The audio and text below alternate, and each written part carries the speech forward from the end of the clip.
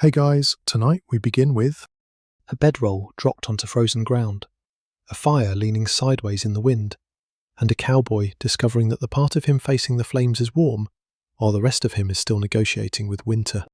This is the first uncomfortable truth about long nights on the northern plains. A fire could glow beautifully. It could throw sparks, light the snow, and make the whole camp look almost cozy from a safe distance. But the wind did not care about appearances. It slipped around the coat, found the gap beneath the collar, pushed smoke into tired eyes, and carried away heat faster than one little fire could replace it. Cowboys did not stay warm through one clever frontier trick. They built a temporary system around the body: wool, blankets, dry clothing, shelter from the wind, something between themselves and the ground, hot food when available, and enough movement to keep the blood going without sweating through everything they wore. And even then, warm was often a generous word. For a cowboy in Montana, Wyoming, or Dakota Territory, during the open-range decades of the late 19th century, a winter night could begin before he had stopped working. The light faded, the temperature dropped, horses still needed attention, cattle still moved, tack still had to be handled with fingers becoming less cooperative by the minute. Only after the work was finished could he begin constructing what passed for a bedroom. The bedroll was at the centre of it. From the outside, it looked simple. Blankets rolled tightly enough to travel, sometimes protected by canvas, carried with the rest of a man's gear or transported with the outfit's supplies. Once opened, however, it had to soften rough ground, reduce the cold rising from beneath, hold body heat, resist damp, and remain usable after being packed, dragged, smoked, or snowed on. That is a great deal of responsibility for an object modern viewers may mistake for one large blanket. If quiet history about cowboys, frozen bedding, and campfires that only warm whichever side is currently complaining sounds like good bedtime company, like the video, subscribe, and tell me in the comments what you would protect first on a night like this: your hands, your feet, or the coffee. Now, dim the lights. Maybe turn on a fan for that soft background hum. And let's ease into tonight's journey together. Picture the bedroll opening beside the fire. The cowboy does not drop it wherever the ground looks flat. A shallow hollow may collect cold air or drifting snow. A place too close to the flames may invite sparks into the blankets. A spot directly behind the fire may fill with smoke when the wind shifts, which it usually does after everything has been arranged perfectly. So he looks for what protection the land can offer: a bank, brush, the lee side of a wagon, a rough wall, a cabin, or any position that makes the wind work slightly harder to reach him. The goal is not modern comfort. Mostly, he is trying to reduce the number of ways heat can escape. The first danger is beneath him.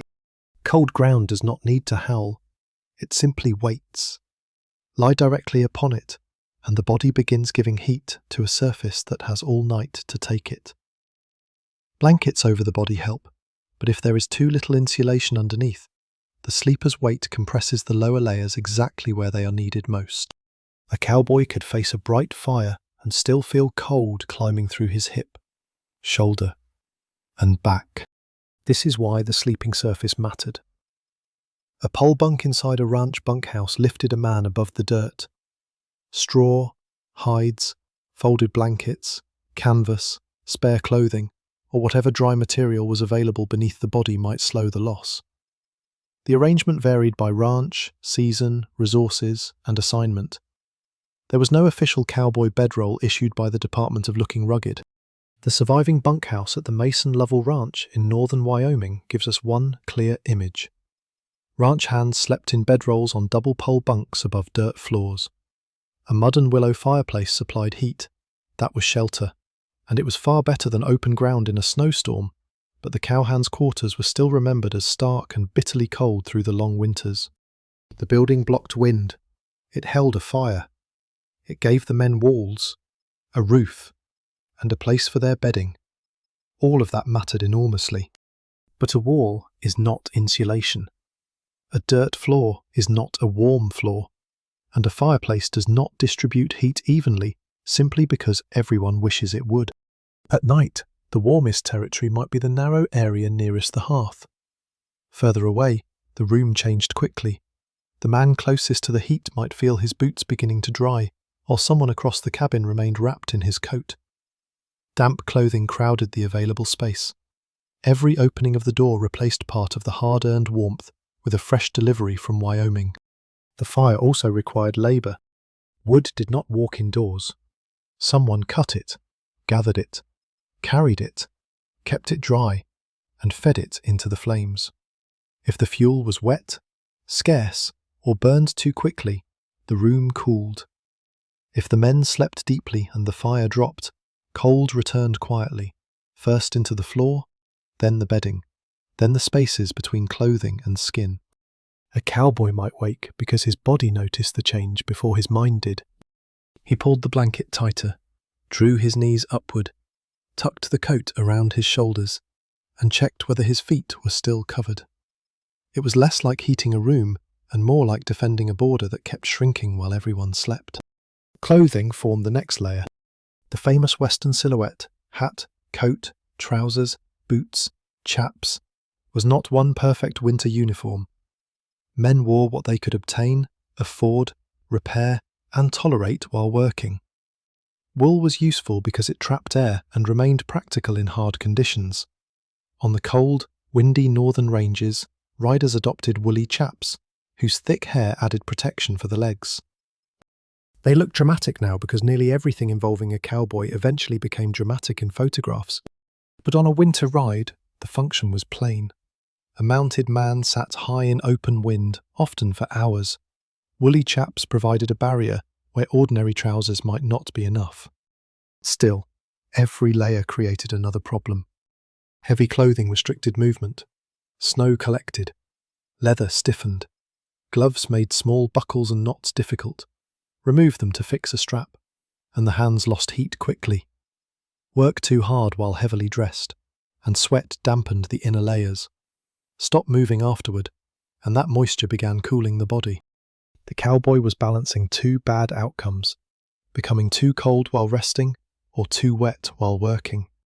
Experience mattered. Knowing where to camp, how to protect bedding, when to add a layer, and when not to overheat could make a real difference. But toughness did not create dry socks. It did not block wind. It did not lift a man away from frozen earth.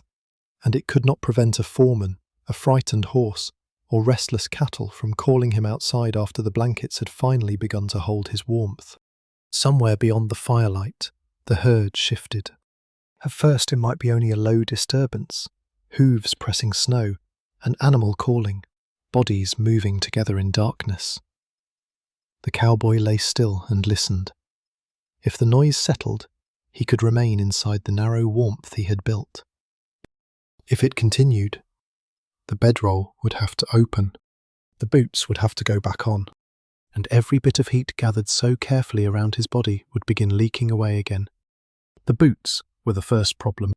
A cowboy could pull a coat around his shoulders while still half inside the bedroll, but boots demanded a full surrender.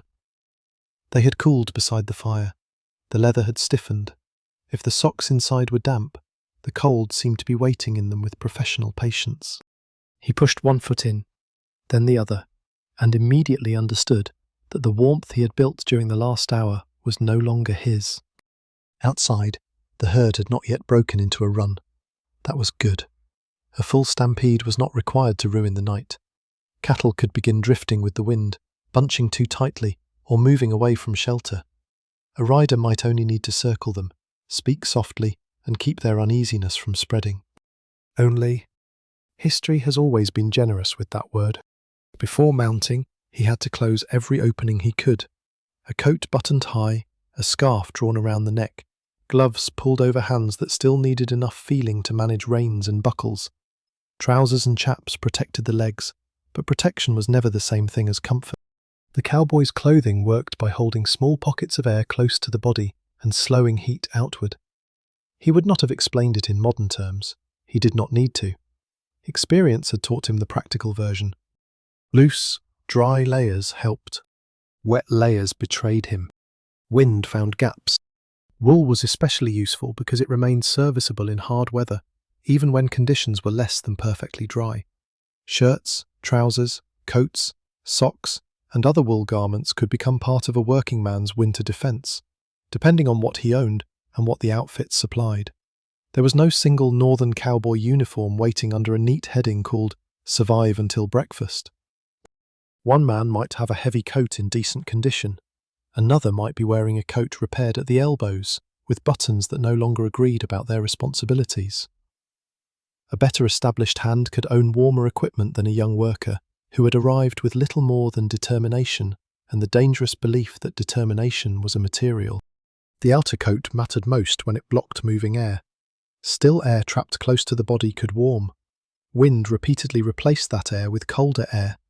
A loose collar, open cuff, or gap at the waist became a doorway through which warmth escaped. The northern plains supplied enough wind to inspect every doorway personally. This made the neck, wrists, and waist important. A scarf could close the collar, gloves and sleeves could overlap, a coat could be belted more tightly. None of this looked heroic. That was why it worked. A torn cuff could undo some of it. He might wind cloth around the wrist, pull the glove over the repair, and move on. It only needed to hold through the next watch. The face remained difficult to protect because the rider still needed to see, breathe, speak, and listen. Every solution had to leave enough of the cowboy available for work. His gloves were a good example. Mittens could preserve warmth, but reins, knots, buckles, and tack rewarded dexterity. Gloves allowed more control, yet each finger defended a smaller pocket of heat. Remove one to fix a frozen strap, and the hand cooled quickly.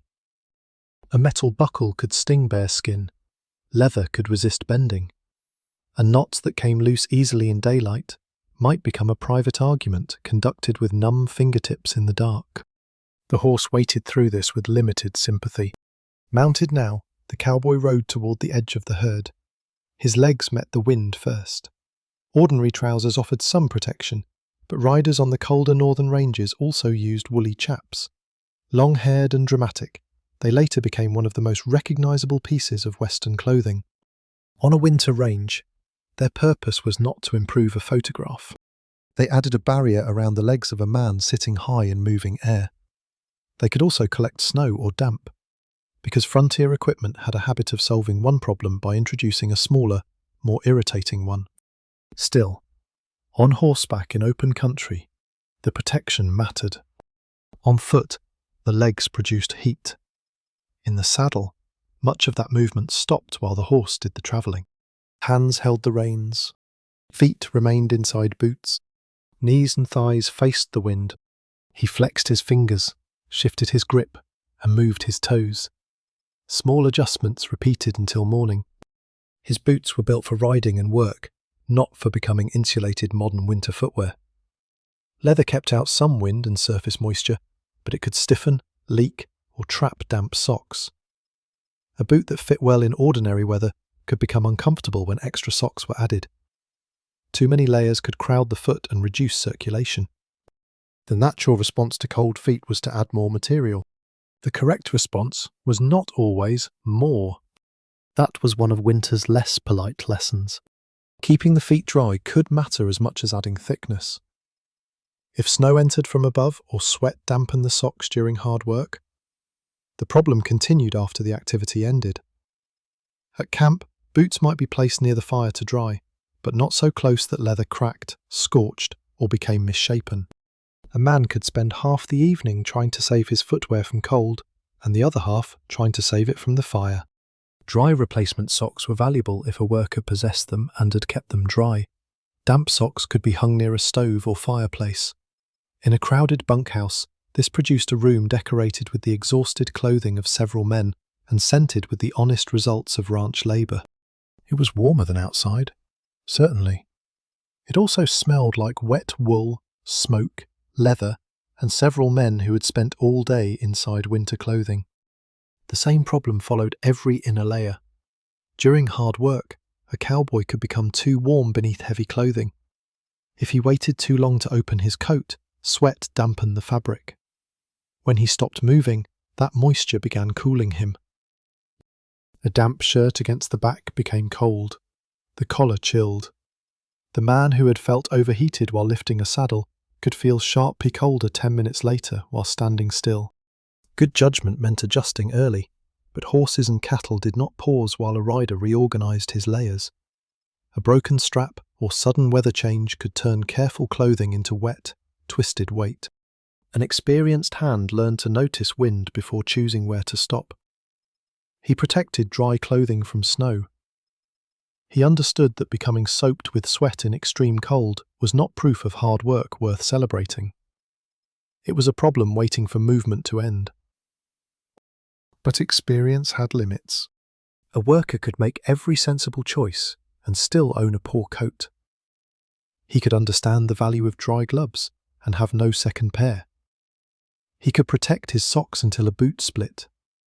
He could close every button and still be ordered into winds strong enough to make the whole arrangement feel theoretical. Clothing slowed winter down. It did not remove winter from the job. Near the herd, the cowboy moved at an easy pace. His horse's breath drifted pale in the dark. Snow pressed beneath the hooves. The cattle settled by degrees. The ride might last 20 minutes. It might last 2 hours. Either way, the bedroll waited behind him, cooling beside a fire that no longer had anyone close enough to feed it.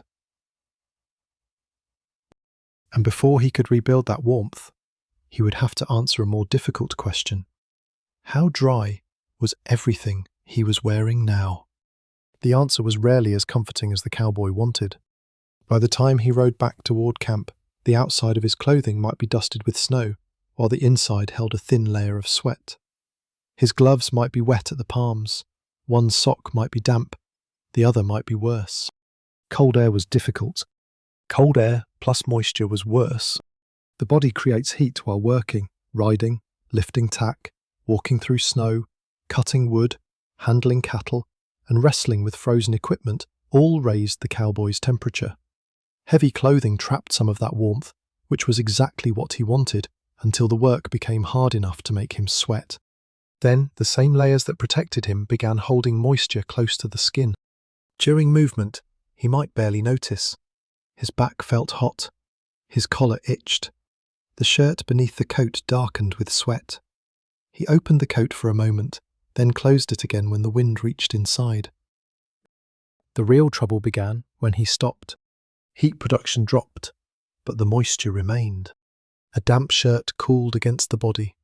Wet fabric lost much of the air it had trapped. Wind pressed through the outer layers. The cowboy who had been too warm minutes earlier could now feel cold spreading outward. Experience helped a man recognize the moments before sweating became serious. He could slow his pace, loosen a collar, remove a layer briefly, or avoid wearing every heavy garment during hard labor. But cattle work did not always arrive at a convenient intensity. A quiet ride could become a chase. A short task could become an hour of digging, pulling, or repairing. The weather also changed faster than clothing could be reorganized. Snow that stayed powdery on a cold coat might be brushed away. Snow warmed by the body could melt. Meltwater found seams, cuffs, collars, and the top of a boot. A few small wet places could be tolerated while the man kept moving. At rest, each one became noticeable. The hands often announced the problem first. A glove became damp from sweat, snow, or handling wet leather. The cowboy removed it to work a buckle and felt cold metal against bare fingers. He put the glove back on, but the inside no longer felt like protection.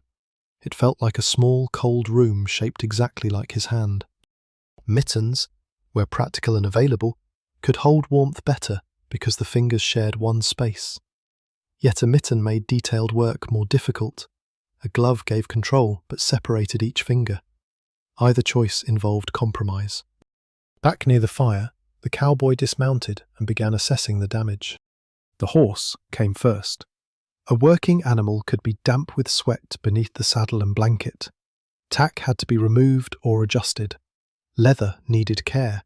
The cowboy could not simply abandon everything and dive into his bedroll, however persuasive the bedroll had become. Only after the animal was settled could he turn toward his own clothing. He removed the gloves. One was wetter than the other. He opened the coat and let trapped warmth escape. If he had a dry shirt available and enough privacy, shelter, and time to change, that could help. At a ranch bunkhouse, dry garments might be stored with other possessions. At a remote camp, the entire reserve could be what fit inside a bundle that had already travelled through weather. Dry clothing was not useful if it had been packed badly. A spare pair of socks protected inside canvas or another covering could feel like a luxury. A spare pair exposed to the same snow was simply a second disappointment. The socks demanded attention because feet were difficult to warm once thoroughly chilled. Boots protected against mud, brush, stirrups, animals, and ordinary ranch work. They were not perfect winter containers. Leather could absorb moisture, crack, harden, or leak through worn seams. If the cowboy removed a boot, the damp sock met open air. The foot cooled. The boot itself began stiffening. If he kept the boot on, warmth remained trapped, but so did moisture. There was no elegant answer.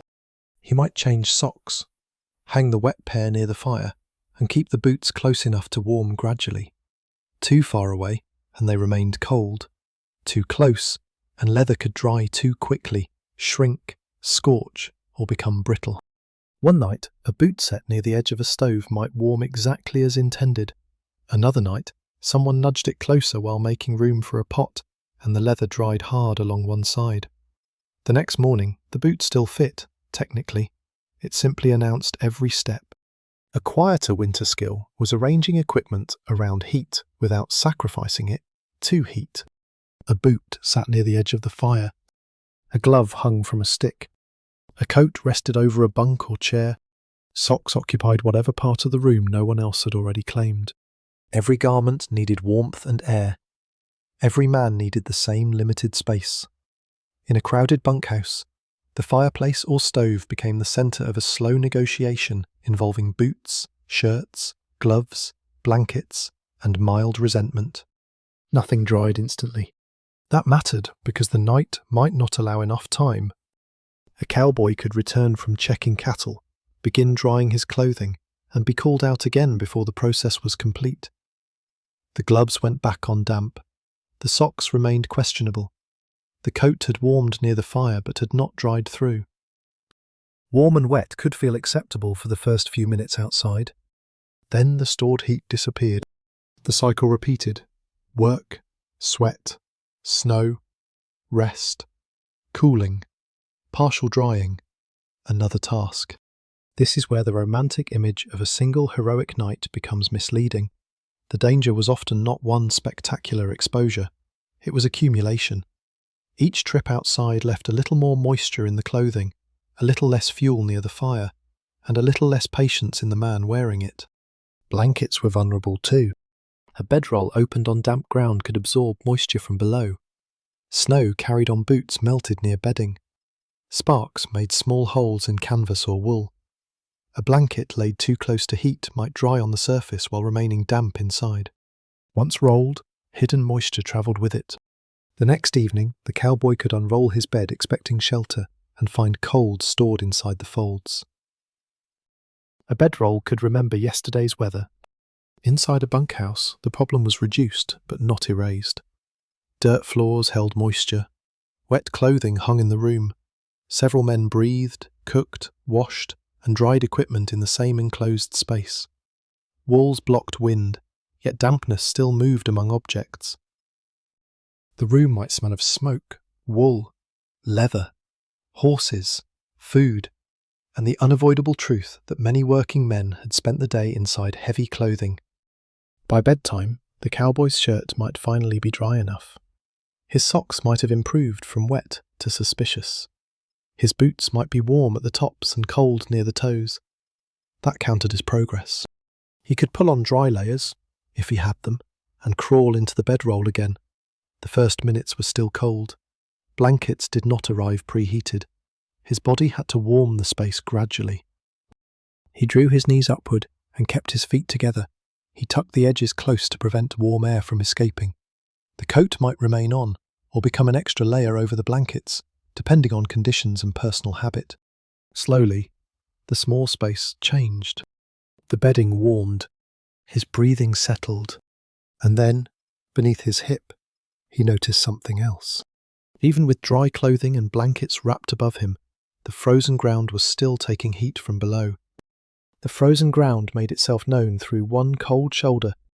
The cowboy had already arranged the bedroll once, canvas underneath, blankets folded above, saddle placed against one edge so the wind would stop trying to take the whole thing east. Then he lay down and felt a patch beneath his hip that was colder than everything around it. He waited a minute, hoping the problem would become someone else's. It did not. A little snow had worked beneath the canvas. Some of it had melted where his body pressed down. The blanket above him was beginning to warm, but the lower layers were losing the argument. So the bedroll opened again. He stood in the wind, held one blanket against his chest, and used a boot to scrape the wet snow away. Canvas snapped at the corners, a loose edge lifted. He dropped the saddle on it, found a second weight for the other side, and began rebuilding the bed from the bottom. This was the unglamorous part of staying warm, realizing the setup was wrong before exhaustion persuaded you to accept it. A bedroll had two different jobs. The coverings above the cowboy held warm air close to the body. The material underneath slowed heat moving into the ground. The upper blankets were easier to notice. The lower ones often decided whether the warmth lasted. When a man lay down, his hips and shoulders compressed the bedding beneath them. A compressed blanket trapped less air. That meant less insulation at exactly the points carrying the most weight. He probably did not think of any of this as ground conduction. He thought of it as the cold spot under his hip that was not going away. Where materials and conditions allowed, cowboys used whatever dry layers could create distance: canvas, folded blankets, straw, grass, brush, hides, spare clothing, or a bunk raised above the dirt. There was no universal arrangement across Montana, Wyoming, and Dakota Territory. A rider at a remote camp worked with different materials than a hand sleeping at a large ranch headquarters. The governing rule was simpler than the equipment list. Dry separation helped. The cowboy gathered a small amount of grass from a protected patch and added it beneath the canvas. It was not a mattress. It did not need to be. It created a little more trapped air and lifted the compressed layers away from the coldest surface. He folded an extra section of blanket beneath the shoulder and hip, then spread the canvas again. One corner immediately lifted in the wind. The saddle returned to duty as a piece of bedroom furniture. Another bag held the opposite edge. He crawled back inside, arranged the upper blankets, and waited. The cold spot was still present, but weaker. That counted as repair. Inside permanent bunkhouses, raised bunks performed the same basic service. At the Mason Level Ranch in northern Wyoming, cowhands slept in bedrolls on double pole bunks above dirt floors. The poles were hard, narrow, and unlikely to make anyone forget a proper bed, but they lifted the sleepers away from direct contact with the ground. A different Montana example adds useful variation. The Grant Corps bunkhouse developed from log cabins built in the 1860s and expanded between the 1880s and 1890s. Its bunkroom held space for roughly 5 cowboys, whose bedding could range from blankets and pillows to the same bedrolls used outdoors. Small crates sometimes served as storage or bedside furniture because personal space was limited. That is closer to the real scale of cowboy comfort. A bunk, a bundle of bedding, a few clothes, tools, perhaps letters or a book, and whatever could be kept dry nearby. A raised bunk reduced heat loss to the floor. It did not guarantee softness. Poles could press through thin bedding. A sagging bunk changed where the body rested. Someone turning over made the structure complain in the dark. Still, elevation mattered. The dirt floor beneath remained cold and collected dust, ash, mud, melted snow, and pieces of straw. The bunk kept the bedroll above some of it. In a building with several men, that was a substantial improvement before anyone asked whether the arrangement was comfortable. Outside, the cowboy had to build that separation himself. Snow looked soft but compressed beneath weight. A hollow might collect drifting snow or colder air. Bare ground could be uneven, frozen, and damp below the surface. Brush offered shelter, but also roots, stones, and branches shaped specifically to find ribs. Preparing a sleeping place required judgment while tired. That was the difficulty. A man knew the lower layer mattered, but his hands were cold. The wind was moving the canvas. The fire needed fuel. The horse had already taken time. Every extra minute spent rebuilding the bedroll was a minute outside the bedroll. This is how poor setup survived, not because men lacked knowledge, but because fatigue made an imperfect arrangement look acceptable.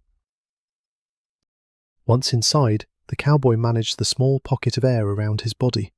He tucked blanket edges close to the shoulders.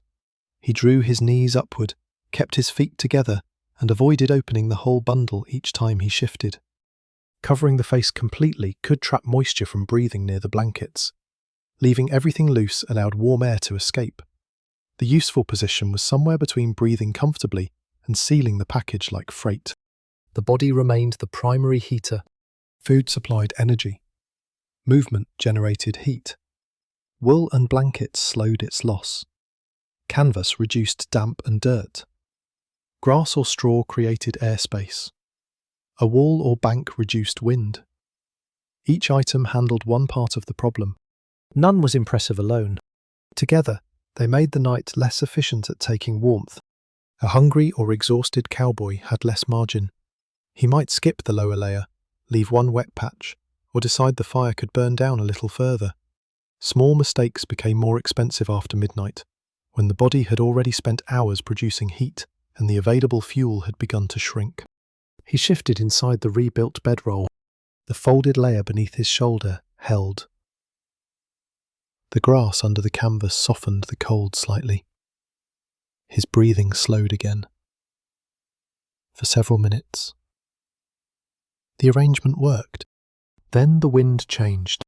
Smoke that had been travelling away from camp rolled low across the bedroll. Sparks lifted into the dark. One landed on the canvas near his knee and glowed for a second before he brushed it away. The ground was no longer the immediate problem. The fire was still burning. Now he had to decide whether it was warming him, smoking him, or preparing a small permanent hole in the only bedding he had. The answer depended on which problem seemed most urgent. If sparks were landing on the blankets, the cowboy had to move or protect the bedroll. If smoke was pouring across his face, he could wait for the wind to shift, turn his head, or accept that sleep had become a breathing exercise with ash. If the flames were weakening, he needed more fuel before the fire collapsed into a red glow too small to matter. The campfire looked like the centre of warmth. In practice, it was a narrow and unreliable partner. Fire heated mainly by radiation. The side of the body facing the flames received that warmth directly. The side facing the open night did not. Wind removed heat from clothing, carried smoke in unpredictable directions, and made the difference between the warm front and cold back feel almost personal. So the cowboy turned, face to the fire, then one shoulder, then the other, then his back. Frontier heating, one warm side at a time. The movement could become automatic. A man extended his hands toward the flames until the palms grew warm, then turned them over.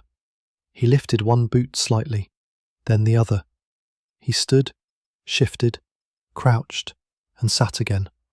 Each position solved one cold place while allowing another to become noticeable.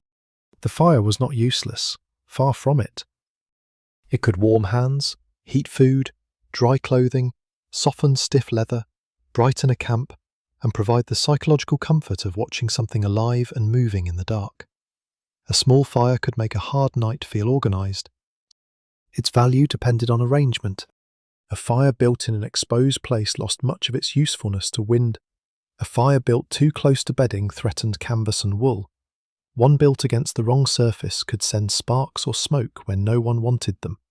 A very large fire consumed fuel quickly and demanded more attention than a tired man wished to give it. And fuel was never simply wood. Along river bottoms or near ranch buildings, timber and brush might be available. On more open country, useful fuel could be scarce. Dry roots, brush, carried wood, and, where conditions and local practice required it, dried animal dung could serve as fuel.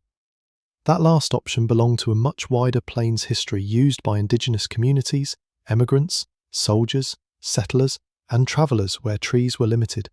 It should not be treated as a quaint cowboy invention. What burned depended on location, supply, weather, and labour already completed. At ranch headquarters, wood could be cut, stacked, carried, and protected. At a temporary camp, the crew gathered what the landscape offered. A chuck wagon might carry firewood when practical, because the cook could not prepare supper with open-range confidence alone. Even good fuel had to remain dry enough to catch. Snow-covered wood smoked. Damp brush resisted. Strong wind made lighting difficult, then made an established fire consume fuel faster. A pile that looked adequate at dusk could become suspiciously small before dawn. The cowboy beside the fire was therefore managing time as much as heat. How much fuel remained? How long until someone had to rise? Would a larger fire dry the gloves now, but leave the camp cold during the final hours of the night? He picked up one of the larger pieces of wood and held it a moment. Burn it now, and the bedroll would warm faster. Save it, and there might be enough flame when the temperature dropped further before sunrise. He chose a smaller piece. The decision did not feel heroic. Most useful decisions do not. Someone had to feed the fire. That person opened the bedroll, exposed warm clothing to cold air, crossed the short distance to the flames, and placed more fuel carefully enough not to scatter sparks. The task might take less than a minute. The body noticed every second. Then he returned to bedding that had already begun to cool. If several men shared the camp, they could divide the work. One added fuel while another checked animals. The cook might tend the main fire while preparing food. In a bunkhouse, whoever woke first could rebuild a fireplace or stove that had burned low. Shared labour made warmth more reliable. It also made clear that no cowboy was surviving alone, however lonely the photograph later appeared. Smoke created another negotiation. In still air, it rose. In moving air, it leaned, curled, dropped, and changed direction, as if searching for the only face available. A man shifted the bedroll away from it, then discovered the wind had followed. He moved again, dragging blankets and gear across cold ground. Smoke irritated eyes and throat, but it also entered clothing and bedding. After several nights, wool and canvas carried the fire with them as a smell. A bedroll could announce camp life before it was opened. The smoke was unpleasant. The absence of fire was worse. Sparks were smaller but more permanent. A glowing ember landing on canvas might be brushed away in time. One settling unnoticed on wool could leave a dark mark or small hole. Repeated damage weakened bedding that could not be replaced easily.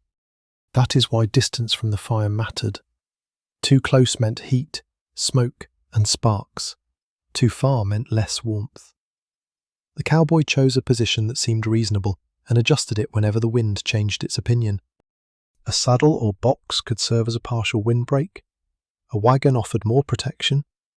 A bank, wall, or stand of brush reduced moving air and allowed the fire's warmth to remain useful for longer. Even a crude barrier helped because it did not need to produce heat. It only needed to stop the wind from stealing so much of it. This was the difference between making a bigger fire and building a better camp. Sometimes the answer was not more flame. It was a wall.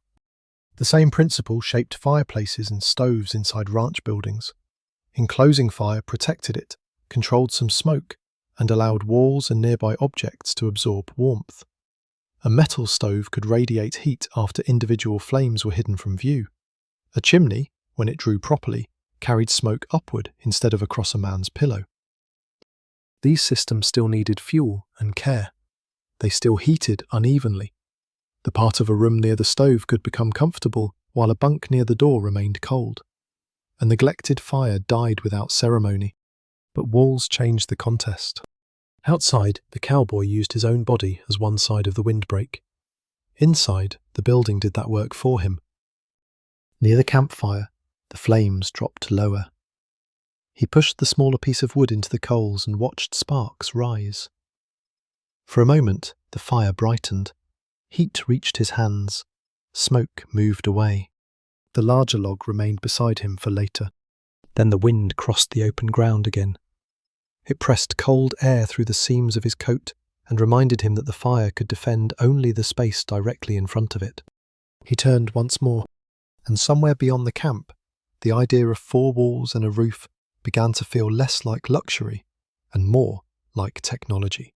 4 walls changed the problem, but they did not solve it. A bunkhouse could stop the wind from striking a cowboy directly. A roof kept snow from settling on his blankets. A fireplace or stove gave the room a centre of heat. Even a rough structure allowed wet clothing to hang, boots to sit near warmth, and men to sleep above open ground. That was a major improvement. It was not the same thing as being warm. The Mason Lovell bunkhouse in northern Wyoming offers one useful example. The cowhands slept in bedrolls on double pole bunks above a dirt floor, with heat from a mud and willow fireplace. The structure sheltered ranch hands who tended cattle during dust and snowstorms, yet their quarters remained stark and bitterly cold through long winters. The walls reduced exposure. They did not become modern insulation because the men needed them to. Log buildings could contain gaps. Doors opened directly into cold air. Floors remained dirt. Chimneys and fireplaces varied in quality. A structure built for ranch labour was often functional and inexpensive rather than comfortable. The word bunkhouse sounds almost cosy now. It suggests polished wood, clean blankets, and perhaps a decorative lantern. The working version might include smoke, damp wool, boots, tired men, a draft under the door, and one bunk located exactly where warmth went to die. Pole bunks lifted bedrolls away from the ground, which mattered. They could also be hard, narrow, uneven, and noisy. A man shifting his weight might wake the person beside him. Poles pressed through compressed bedding, the lower blanket still flattened under the hip. But the bunk had done its important work before anyone complained about softness. It created distance from the dirt. That floor held cold. It also collected dust, mud, straw, ash, melted snow, and whatever entered on working boots. Men crossed it carrying fuel, clothing, tack, and the weather. Near the entrance, snow melted into damp patches. Further inside, the floor remained cold enough to remind every stockinged foot why boots stayed beside the bunk. The door was another weak point. Each time someone entered, warm air moved out and cold air moved in. A late rider returning from the herd brought snow on his coat and wind at his back. The man nearest the doorway received the first draft. If the door failed to close tightly, cold air continued sliding across the floor. A rolled blanket, sack, or strip of cloth might reduce the gap. Frontier weatherproofing was often that direct. Air comes through a hole, so put something in the hole. Windows leaked too. Frost formed. Condensation gathered. The edges of the room cooled. Near the fireplace, conditions were different. A man close to the heat might warm his hands, dry gloves, and feel the front of his clothing become comfortable. He might also receive smoke when the draft failed, sparks when the fire shifted, and complaints from everyone who believed he had occupied the best position too long. Warmth inside a shared room became geography. The fireplace created a valuable zone. The door created a colder one. The bunks between them formed a map of compromise. A stove, where available, could distribute heat more effectively than an open fireplace. Heated metal radiated warmth into the room. A stovepipe carried smoke upward. A pot could sit on top. Wet objects could be placed nearby with a reasonable chance of improving before morning. At Grant Corps Ranch in Montana, the bunkhouse row developed from cabins first built in the 1860s and expanded between 1884 and 1890. The sitting room connected sleeping and dining spaces so cowboys could move between them without stepping outside. That enclosed passage mattered in winter. Architecture could save a man from opening one more exterior door. The bunk room there held space for about 5 cowboys. Bedding varied from blankets and pillows to outdoor bedrolls, and men used simple crates to hold personal belongings. It was a different arrangement from Mason Lovell, but the same material questions remained: distance from the floor, distance from the door, access to heat, and somewhere to keep dry things dry. A stove still needed fuel. It did not care whether the men were tired. If no one added wood, it cooled. If the fire burned too fiercely early in the evening, fuel disappeared before the coldest hours. If boots or socks were placed too close, the room acquired a new problem involving scorched leather and an unforgettable smell. There was also the question of who tended it. Cowboys did not all fall asleep at the same moment and wake together at sunrise. Some returned late, some left early, some checked animals, some woke because the room had cooled.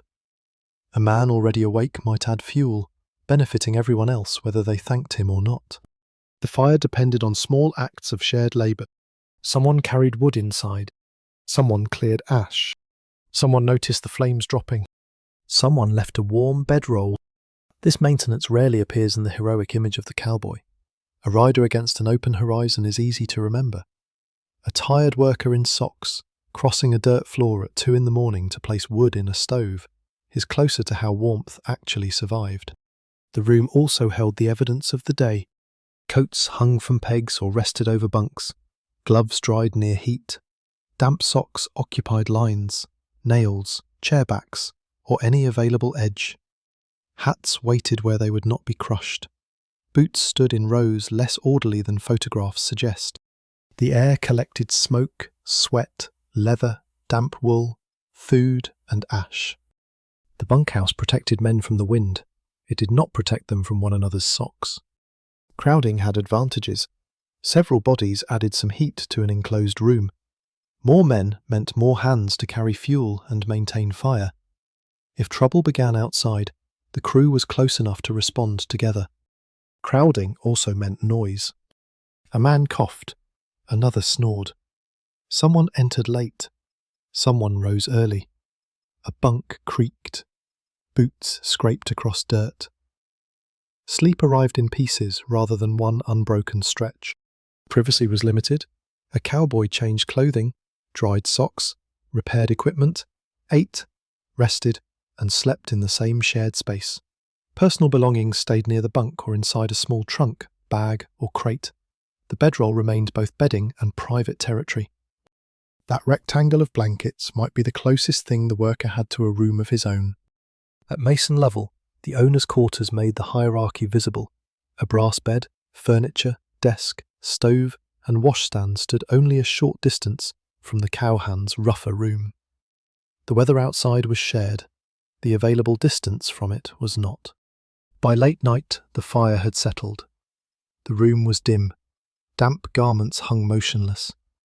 Men lay inside bedrolls, boots arranged close enough to find in darkness. The walls held back most of the wind. A faint draught still moved along the floor. The cowboy nearest the door pulled his blanket tighter and listened to the building creak. For the moment, the cattle were quiet. The fireplace still carried a low glow. Then someone across the room sat up and reached for his boots. The next part of keeping cowboys warm depended on the person who woke before everyone else and rebuilt the fire while the rest tried to hold on to sleep. The man reaching for his boots was often the cook. On this morning, the fire was almost gone. A dull red line remained beneath ash. Enough to offer hope, but not enough to heat a room, boil water, or persuade several tired cowboys that leaving their blankets was reasonable. The cook crouched beside it, moved the ash carefully, and found 2 live coals near the back. That was the beginning of breakfast. He added dry shavings, then a few thin sticks. 1 caught, bent into flame, and went out. The second held. He leaned closer, protected it from the draught near the floor, and fed the fire slowly. Too much wood would smother the new flame. Too little would leave him crouched there again in another minute. A cook learned patience because everyone else's impatience arrived shortly afterward. The room had cooled during the night. His clothes were cold. His boots had not fully dried. Before coffee, biscuits, beans, meat, or anything else associated with a ranch breakfast could exist, he had to turn yesterday's ashes into useful heat. This was one of the quiet jobs behind every cowboy who stepped outside with something warm in his stomach. The first rider returned before the pot began to steam. He opened the door, brought in a sweep of cold air, and stood near the fire with snow along his coat. One glove was wet, the other was missing. The cook looked at him, looked at the glove dripping near the stove, and moved a pan several inches away. The kitchen area, whether in a bunkhouse, cook shack, or around a chuck wagon, had to perform too many jobs. It heated food, warmed water, dried clothing, held supplies, and became the place where men gathered before work. Every glove, sock, boot, and coat wanted the same limited space near the flame. The cook had to keep breakfast from becoming part of the drying rack. He set a pot over the stronger fire. Water was partly frozen in its container. Where snow had to be melted, the process consumed more fuel and produced less water than the full pot initially suggested. Snow collapsed as it warmed, more had to be added, then more. History found a way to make even water inefficient. At established ranch headquarters, wells, stored water, kitchens, and connected dining rooms could simplify part of this work.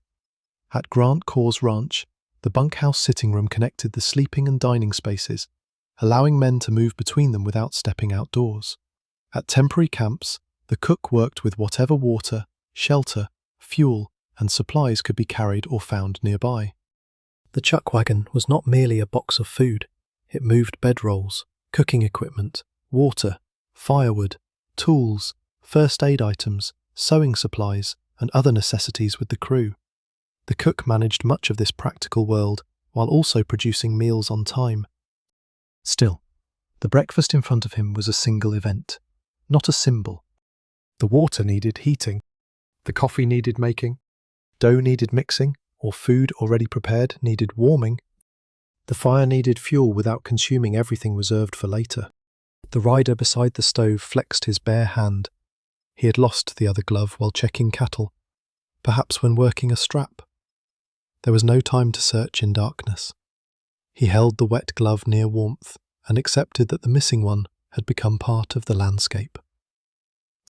At headquarters, another pair might be borrowed or purchased later. At a remote camp, the absence would shape every task until supplies arrived. The cook found an old piece of wool cloth and set it aside. It was not a glove. He could wrap the hand temporarily, which made it valuable.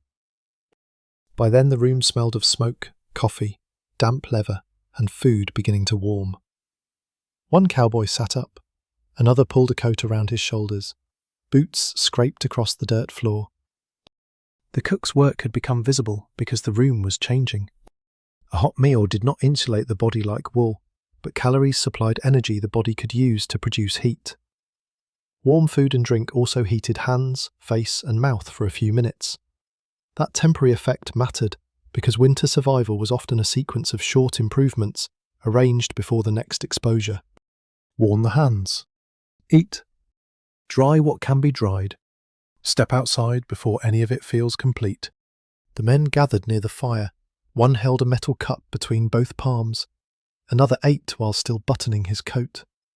The rider with the missing glove wrapped the wool around his hand and tested whether he could close his fingers. Coffee helped wakefulness and morale. It did not replace food, shelter, dry clothing, or rest. A man could feel wonderfully warm while drinking it and discover 10 minutes later that the wind had not been informed. The cook watched the fuel while the crew ate. Every piece of wood represented earlier work. Someone had cut it, carried it, stacked it, and kept it dry. On a moving camp, fuel might be collected or transported because cooking required reliability. At a permanent ranch, a woodpile stored labour completed before the coldest hour. The same fire was expected to heat the room, boil water, cook food, warm hands, and dry equipment. These uses competed quietly. A coat hanging too close blocked access. A boot near the stove introduced a smell that had no place in breakfast. Someone reached across a pot to rescue a glove. The cook moved the boot. No speech was necessary. His authority came from knowing that everyone became less philosophical when food burned. The job extended beyond cooking. Supplies had to last. Water containers needed filling. Food had to be protected from spoilage. Weather, animals, and careless hands. Small repairs, sewing items, medicines, and tools often moved with the cooking outfit because the wagon served as camp support. The cowboy in the saddle later looked independent because this entire arrangement remained behind him. At the table or beside the fire, that independence was harder to maintain. His warmth depended on a cook who had left his own bedding early, fuel gathered by someone else, water made usable, and food purchased and transported before the storm. How many people had to lose sleep before one cowboy could ride out with a hot meal inside him? Usually more than the picture showed. The men finished eating, cups emptied, plates were set down. The cook had already begun thinking about the next meal and how much fuel remained. One by one, the cowboys checked gloves, scarves, coat closures, and boots. The man with the wool-wrapped hand flexed it again. Not ideal, but usable. The cook added a small piece of wood to the fire, enough to preserve the heat while he cleaned, not enough to waste the pile. Then the door opened. Warm air moved out around the first rider. A second followed. The third paused to take one last drink and stepped into the dark. The cook watched the crew carry his work outside. Calories, hot coffee, partially dried gloves, and a few minutes of warmth stored beneath their coats. The room quieted. Dirty dishes remained. The fire still needed watching. Another meal waited several hours ahead. Keeping a cowboy warm was never one man beside one flame. It was a chain of labour, and the next weak link appeared whenever the night called the riders away from the stove. The door opened before the room had fully recovered. Cold air moved across the floor in a low sheet. A cowboy stepped through it, pulled the door shut behind him, and felt the heat of breakfast begin disappearing from his sleeves almost immediately. This was the part no blanket, stove, or cup of coffee could fix. The job owned the schedule. A cowboy might understand clothing, keep his socks dry, choose a sheltered camp, arrange the bedroll carefully, and still lose every advantage because cattle began moving at the wrong hour. Warmth required time. Ranch work rarely guaranteed it. During a quiet night, riders could take turns watching the herd. One man remained in the saddle while others rested. Later, someone replaced him. The system spread exposure across the crew instead of leaving one person outside until morning. That was the plan. Weather, cattle, and the number of available men decided how closely the night followed it. A herd did not become motionless because one rider's watch had ended. Cattle could drift with the wind, crowd together, become restless, or follow the movement of animals at the edge. A sudden sound, unfamiliar smell, storm, or disturbance among the horses could change a calm night quickly. The rider outside had to notice before uneasiness became collective. He moved along the edge of the herd, speaking softly, letting the animals know that something familiar remained nearby. The voice was not a performance.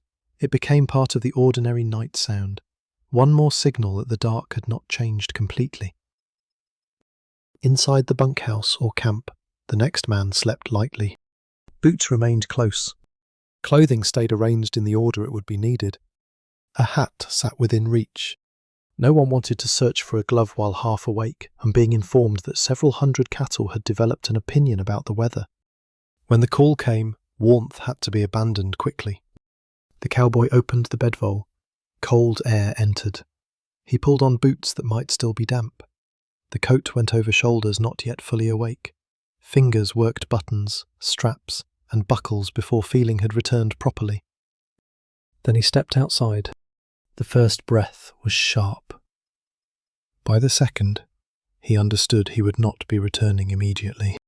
This changed the meaning of every warming method we have followed. A blanket worked while the man remained inside it. A bunkhouse worked while he stayed behind its walls. A stove worked within reach of its heat.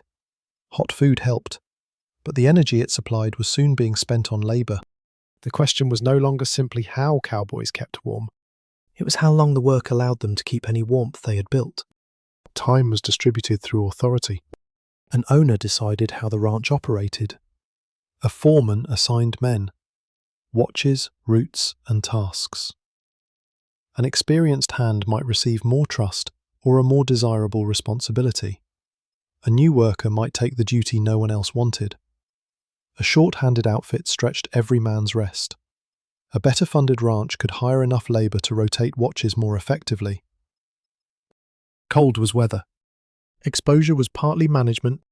Two cowboys could face the same temperature and experience different nights because one had a dry bunk near a stove and a predictable watch, while the other slept at a remote camp with poor bedding and repeated interruptions. One owned spare socks. Another wore the only pair he had. One returned from duty to a maintained fire. Another returned to ashes. The sky above them was the same. What waited beneath it was not. This is where the familiar image of cowboy independence begins to break apart. The rider looked alone because the open plains made every person appear small. His safety still depended on decisions made by other people. Someone assigned the watch. Someone purchased blankets. Someone maintained the building. Someone stored fuel. Someone decided how many cattle the range would carry and how many workers would watch them. Even the cowboy's private warmth belonged partly to the ranch. A bedroll might be personal property. The time spent inside it was not fully his. He could finally warm the blankets, settle his breathing, and reach the edge of sleep. Then a foreman's voice, a restless horse, or movement in the herd converted that private space back into work equipment. The bedroll opened. The boots returned. The body went outside.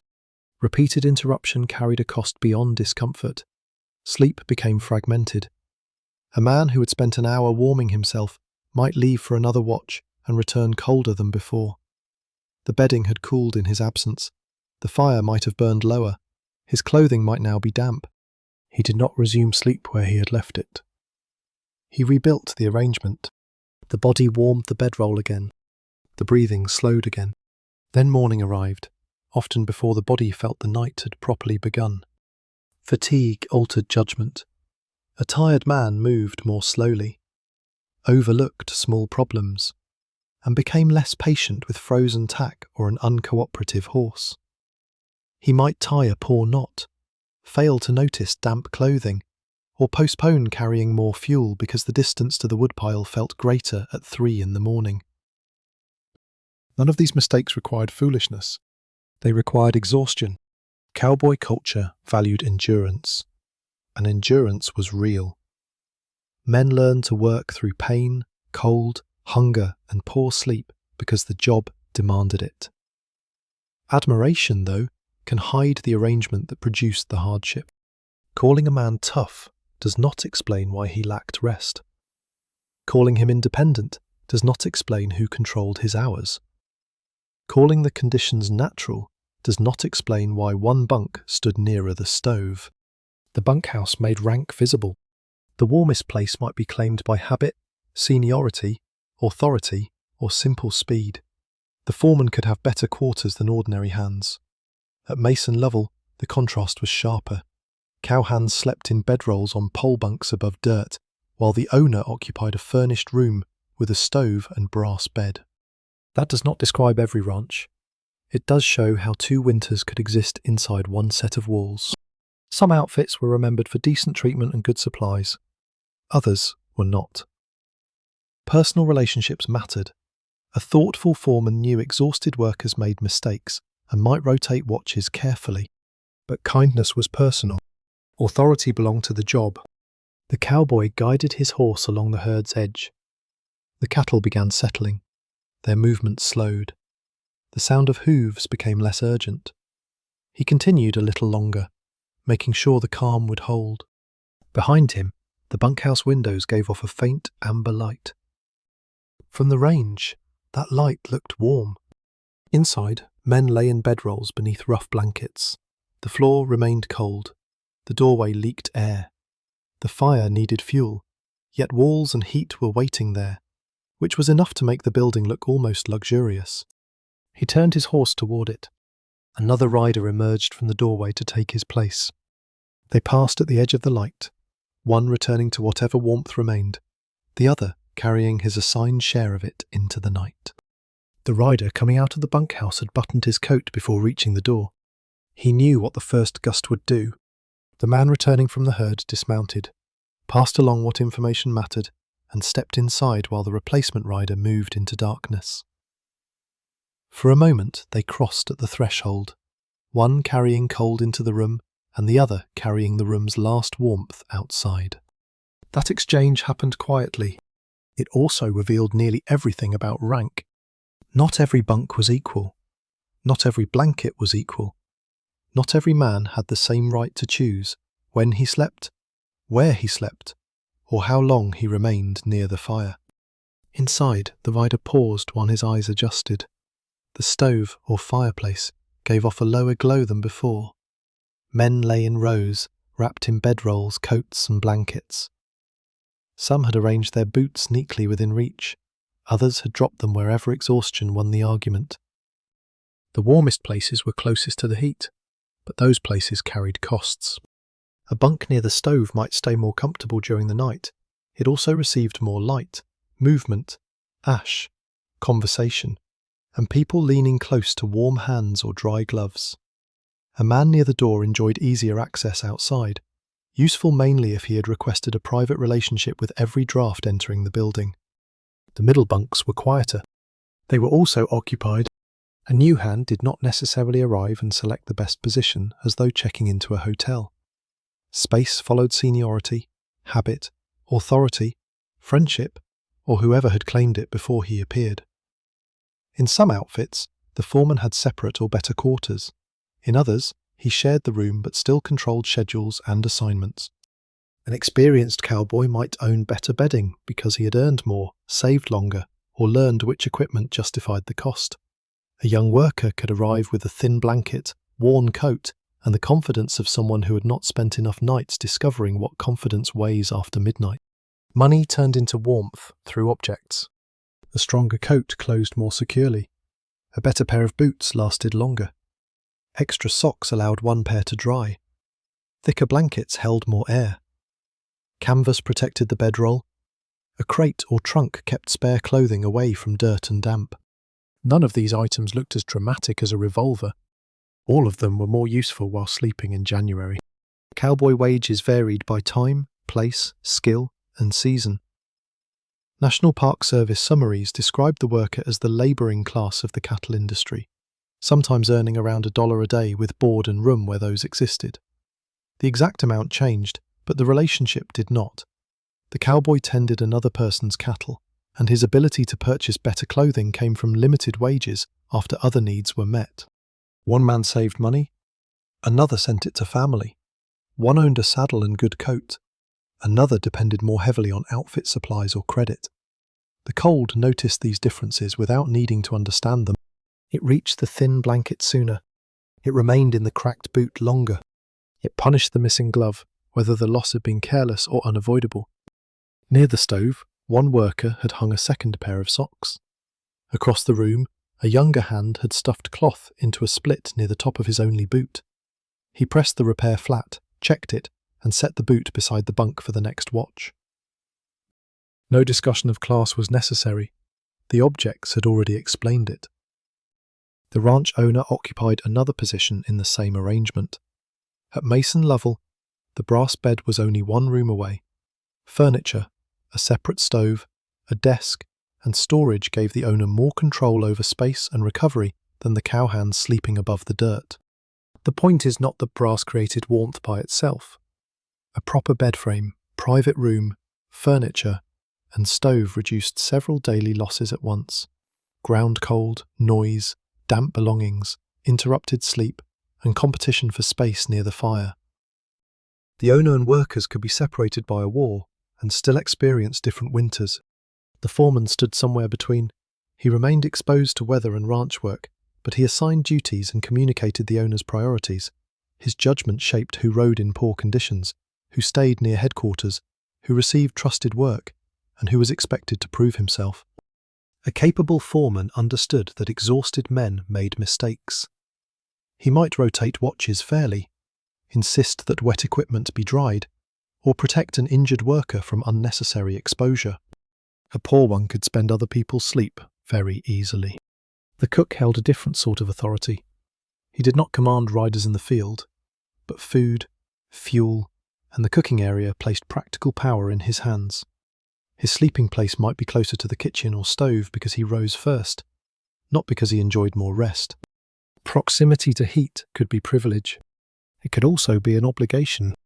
The same applied to a man near the door, who had to respond first when animals moved.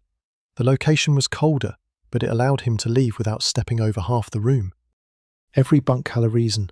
Some reasons were practical, some were inherited, some were simply what senior men had decided years earlier, which is how many institutions protect themselves from unnecessary thought.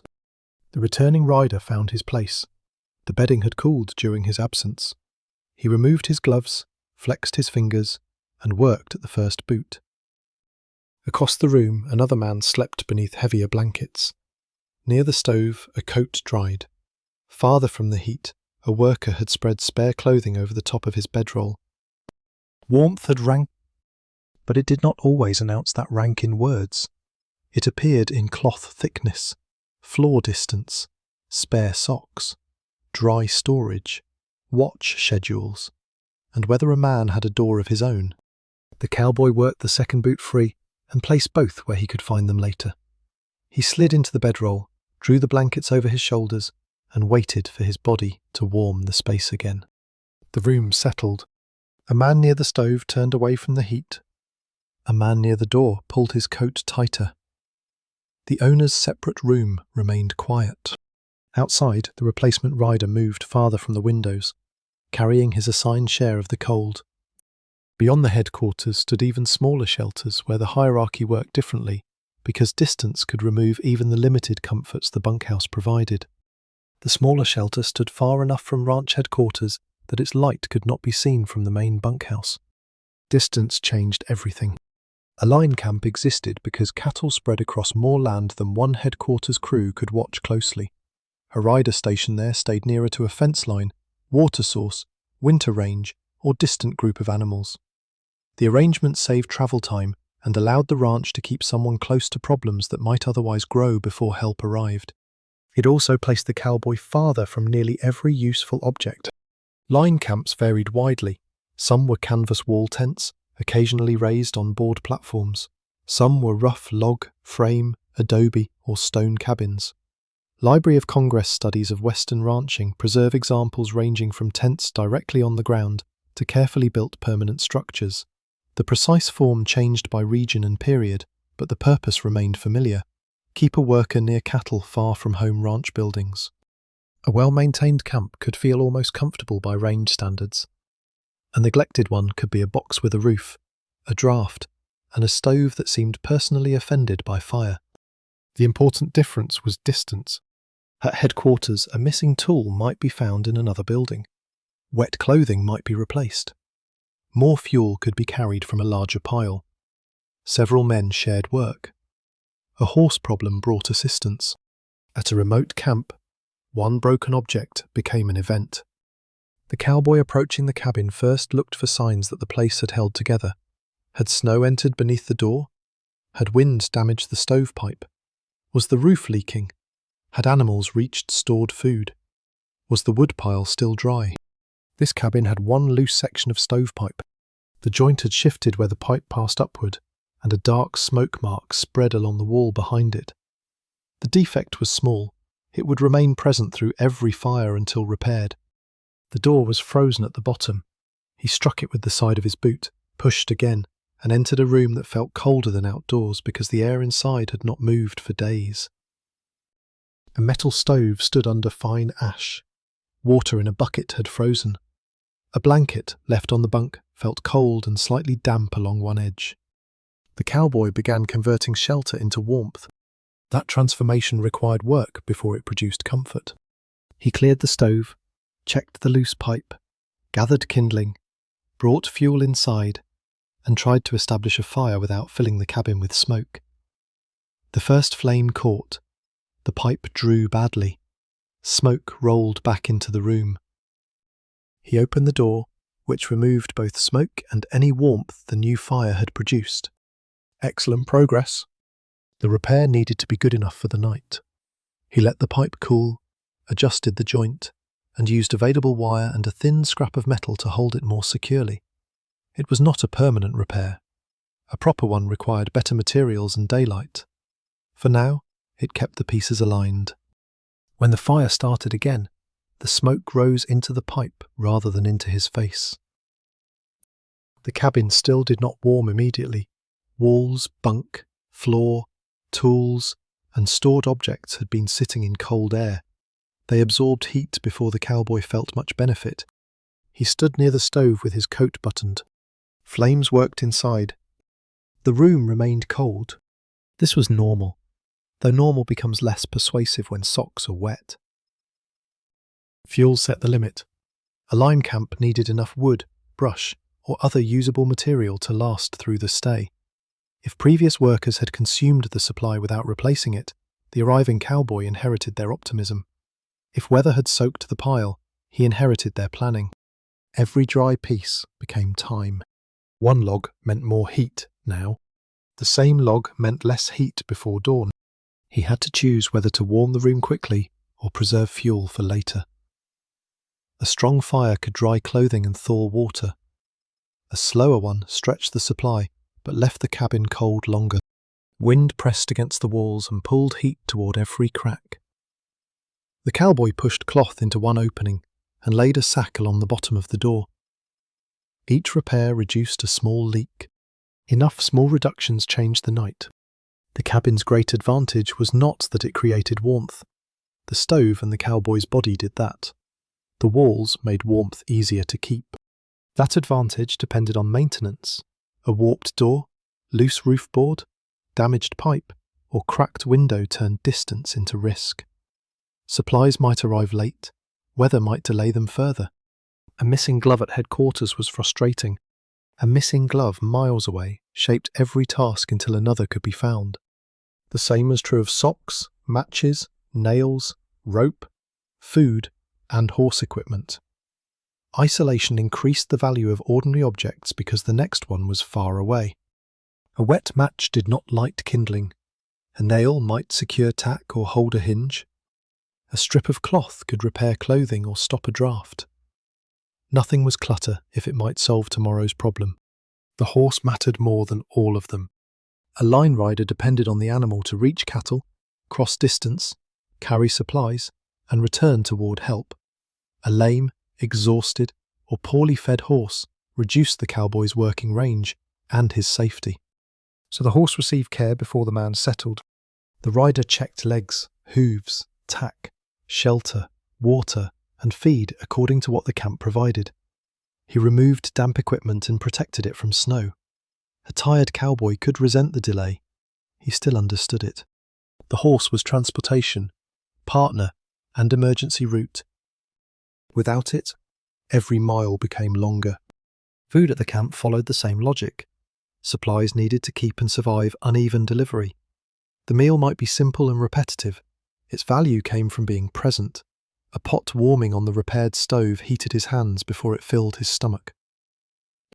If supplies were low, he stretched what remained and hoped the next delivery arrived as expected. Weather made schedules theoretical. Snow slowed wagons. Wind erased tracks. Cold damaged equipment. A storm could isolate the camp longer than planned. That was when small shortages became serious. Too little fuel, little food, one wet bedroll, one tired horse, one injured hand. None needed to become a grand frontier catastrophe. They only reduced the margin for error. The cowboy unrolled his bedding on the bunk. The blanket was cold but usable.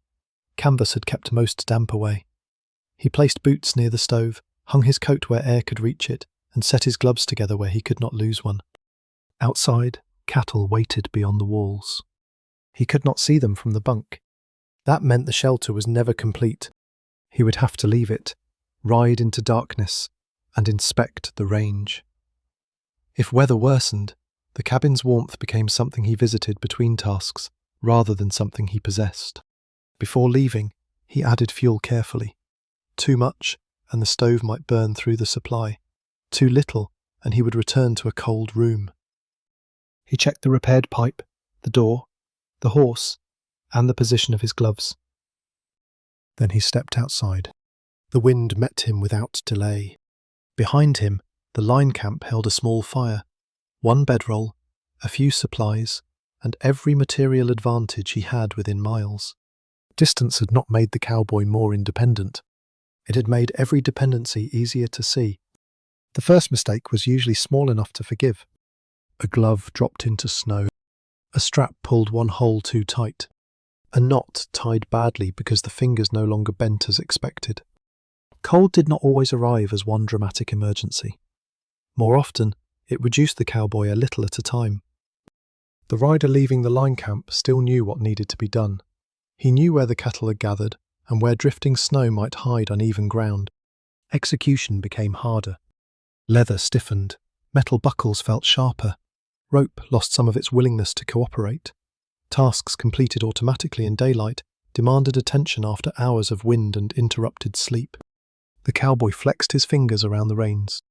At first, they ached. Unpleasant, but useful.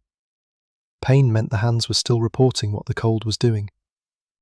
Later, the fingertips might feel clumsy or dull.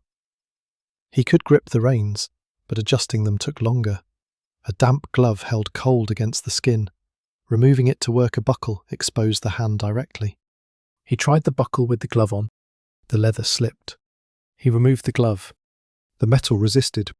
Several minutes disappeared into a task that normally required seconds. The horse stood beneath him, shifting weight and releasing pale breath. Snow collected around the hooves. Frozen ground changed traction. Ice hid under thin cover. The animal felt weather and fatigue too, though later stories often left the horse standing patiently while the human received all the adjectives. The rider watched the horse while his attention narrowed toward immediate discomfort. Warm hands, cold feet, wind at the collar. The next fence post. Fatigue encouraged the mind to reduce its world to whatever hurt most. Ranch work required noticing what had not yet become urgent. A loose strap, a horse favouring one leg, a cow separated from the herd, a change in wind, snow filling an old trail. A tired cowboy might see each thing and decide it could wait. Sometimes it could. Sometimes waiting created tomorrow's larger problem. The body stayed warm partly through movement and food, but movement consumed energy. After fragmented sleep, the cowboy began the next task with less patience and slower judgment. His shoulders were stiff from the bedroll. His feet had not fully warmed. Clothing carried yesterday's damp in places the fire had failed to reach. Then the work asked for precision. A saddle had to sit correctly. A cinch had to hold. A rope had to be ready. A horse had to be managed calmly. Cattle responded badly to confusion, and horses did not become easier because the rider was tired. The cowboy's reputation might depend on appearing capable through all of it. That pressure could keep a man moving when stopping would have been sensible. Endurance was valued. Complaining too freely risked mockery or loss of standing. A young hand might hide numb fingers, a wet boot, or growing exhaustion because he wanted to prove he belonged. Older workers often learned a less theatrical version of toughness. They checked equipment. They ate when food was available. They changed wet socks when they had dry ones. They stopped a small problem before it became frozen and expensive. This did not make them invulnerable. It meant they treated discomfort as information. The inexperienced worker could mistake suffering for progress. The experienced one knew pain was sometimes a bill delivered early. At the herd's edge, several cattle had gathered near a windbreak. One animal stood apart. The cowboy rode closer and saw poor footing near drifted snow. He needed to approach carefully. The horse stepped forward, then shortened its stride. The rider felt the change through the saddle. He leaned, looked, and loosened the reins slightly. His thighs were cold, his lower back ached. The temptation was to finish quickly. Speed felt like warmth. Speed also made mistakes. He slowed the horse. The cow moved. Nothing dramatic happened. That was the best result. Many competent acts in ranch work left no story because they prevented the story from occurring. The rider continued the circuit. Behind him, the line camp chimney released a thin thread of smoke. The sight should have been comforting. Instead, it reminded him the fire was burning fuel while he remained outside. He began calculating how much wood was left, how long he had been gone, and whether the repaired stovepipe would hold. A tired mind repeated questions without improving their answers. Cold changed how objects felt. Rope seemed heavier. The saddle seemed higher. The distance to the cabin grew longer. A gate latch became an insult designed by someone comfortably indoors. Each task required more force and attention. By the time he returned, his movements were less efficient. He dismounted carefully. One foot found the ground. The other remained in the stirrup a moment too long. His stiff leg did not swing free cleanly. The horse shifted, and the cowboy caught himself against the saddle. No injury, only a warning. Fatigue had entered the body before he admitted it. He led the horse towards shelter and began the necessary routine. Tack came off. The animal needed checking. Snow and damp had to be brushed away where possible. Equipment had to be placed where it would not freeze into an unusable shape. The warm cabin waited only a few steps away. That made the delay worse. He could see the door. He could smell faint smoke. He still had work to finish. Responsibility kept a cowboy outside after his body had chosen shelter as the only meaningful idea in the world. He loosened a strap and nearly dropped it. His fingers had become unreliable. Instead of forcing the task, he placed the tack down and reset his grip. A small correction. Sensible. The sort of act that kept frustration from becoming damage. Inside, the fire had burned lower but survived. The cabin was cool rather than frozen. That counted as success. He added one piece of wood, then another. Resisting the urge to fill the stove, fuel needed to last. His gloves came off. The fingers were stiff and slow. He held them near warmth without pressing them against hot metal or flame. Feeling returned as an ache spreading through the fingertips. The cowboy sat on the bunk and waited. This was not weakness. It was the body collecting what it had been owed. After several minutes, he could work the buttons of his coat properly. He checked damp clothing, moved boots near the stove, and ate what remained from the earlier meal. Food, heat, and rest began rebuilding the margin spent outside. The night was not finished. There would be another check, another set of reins, another moment when the easiest decision might be the wrong one. The danger of long northern nights was not always that a cowboy suddenly forgot how to survive. Cold and exhaustion made every correct choice slightly harder to perform. One poor knot, one overlooked hoof, one damp glove, 1 minute of impatience. He lay back inside the bedroll, but kept most clothing on. The next ride could come too soon. Above him, the roof creaked. Near the stove, wet leather softened. His hands continued to ache as warmth returned. A man could remain tough long after he had stopped being careful. Winter only needed the difference between the two. The photograph shows a cowboy standing in front of a bunkhouse. He wears a hat, coat, trousers, boots, and the steady expression people often adopt when a camera asks them to become history. The building behind him provides a rough wall and doorway. His clothes look complete. The pose looks confident. It is an excellent photograph. It is also silent about the night. The camera preserves the coat. It does not tell us whether the lining was worn thin or whether snow had entered at the collar. It preserves the boots, but not the condition of the socks inside. It shows a bunkhouse without telling us which bunk stood near the stove, who slept by the door, or how many times the men were called outside. A photograph freezes appearance. Cold was mostly a process. The cowboy in the image may have chosen his better clothing. He knew he was being seen. Even working photographs could be arranged by the simple act of stopping, standing upright, and facing the lens. Studio portraits went further, using props, clean garments, painted backgrounds, and deliberate poses to create the Western figure later generations recognized instantly. The camera liked hats, chaps, revolvers, and posture. It showed less interest in spare socks. That preference helped practical clothing become costume. Woolly chaps carried a real purpose on cold, windy ranges. Yet later images detached them from the weather that made them useful. A heavy coat became part of a silhouette. The damp cuff, broken button, and stiff leather disappeared outside the frame. Now look at the doorway behind the man. A building can tell us more about material conditions, its floor, bunks, stove, windows, wall thickness, and arrangement show what kinds of shelter existed. The Mason Lovell bunkhouse preserves pole bunks above dirt and a crude fireplace. Grant Coors preserves a different arrangement of connected sleeping, sitting, and dining spaces, with room for a handful of cowboys and their limited possessions.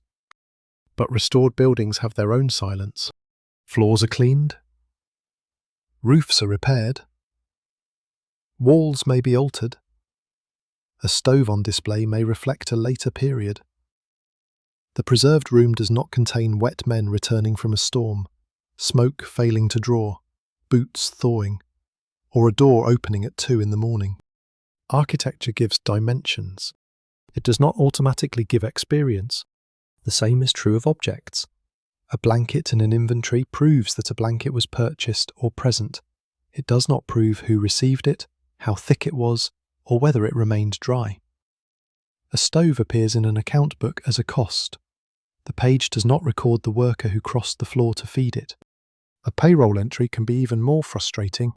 A name appears beside an amount. The worker existed. He was paid for a period of time. Then the name may vanish. Perhaps he moved to another outfit. Perhaps the season ended. Perhaps he was injured, dismissed, or decided one northern winter had answered all his questions about ranch employment. The record often gives no reason. This is one way the classic cowboy story selected its heroes. Men who remained in the occupation, wrote memoirs, owned ranches, or became known locally, left more traces. The worker who left after 3 months carried his experience away without publishing it. Survivors became the witnesses. They were not a random sample. Memoirs preserve details no ledger can. Frozen clothing, bad meals, difficult horses, long watches, smoke, jokes, and the personality of a foreman. They also arrive through memory. A storm grows sharper in retelling. Several winters merge. The storyteller becomes a little younger and more capable each time the story is told. That does not make the memoir false. It means the account has a point of view. Later writers might describe what was normal on one outfit as though it were normal across the West. A ranch owner remembered decisions differently from a wage hand. A visitor noticed novelty. A newspaper wanted a story. An investor preferred to blame exceptional weather rather than poor preparation. Every source kept something and dropped something. Return to the photograph. Who stands outside the frame? The cook who woke first may not be there. The worker who hauled fuel may not be there. Black cowboys. Mexican and Mexican-American vaqueros. Native workers. Immigrants. Temporary hands. And men who move between outfits survive unevenly in images and written accounts. Later entertainment narrowed a mixed working population into one familiar face. That narrowing also hid how knowledge travelled. The cattle industry inherited vocabulary, riding practice, equipment, and stock handling traditions from Mexican vaqueros. Indigenous communities possessed deep knowledge of plains climate, animals, hides, movement, and winter material life, though settler accounts often absorbed useful knowledge while ignoring its source. Immigrant and black workers entered the same labour system under different social conditions and left different amounts of evidence. A cowboy's coat, rope, chaps, food, and language could carry several histories at once. Popular culture preferred a single owner. The records also favour established ranches. A large outfit built structures, kept accounts, purchased equipment, and attracted visitors. A temporary camp used by short-term workers might leave little more than a foundation, scattered metal, ash, or a reference in someone else's story. Archaeology can recover objects and locations. It cannot always recover motives or routines. Ash shows that a fire burned. It does not prove the room remained warm. A nail near a bunk may have held a coat, lantern, hat, or something that did not survive. The missing explanation is part of the evidence. That is why the safest history of cowboy warmth uses patterns rather than one rigid formula. Cowboys on northern ranges use clothing, bedding, fire, food, shelter, and shared labor to manage cold. The combination changed by ranch, region, rank, weather, and assignment. Some slept in established bunkhouses, some stayed in line camps, some had good equipment, some stretched worn clothing through another season. The photograph cannot give us one perfect winter outfit. It can give us a doorway. We look at the coat and ask whether it was dry. We look at the boots and ask what waited inside them. We look at the bunkhouse and ask who slept nearest the heat. We look at the confident face and remember the workers who left no portrait at all. Careful survival often left less dramatic evidence because the disaster never happened. A strap was repaired. A horse was rested. Fuel was stacked. A wet glove was changed. The competent act disappeared into an ordinary morning. Legend preferred toughness because toughness made a better pose. Carefulness looked like nothing.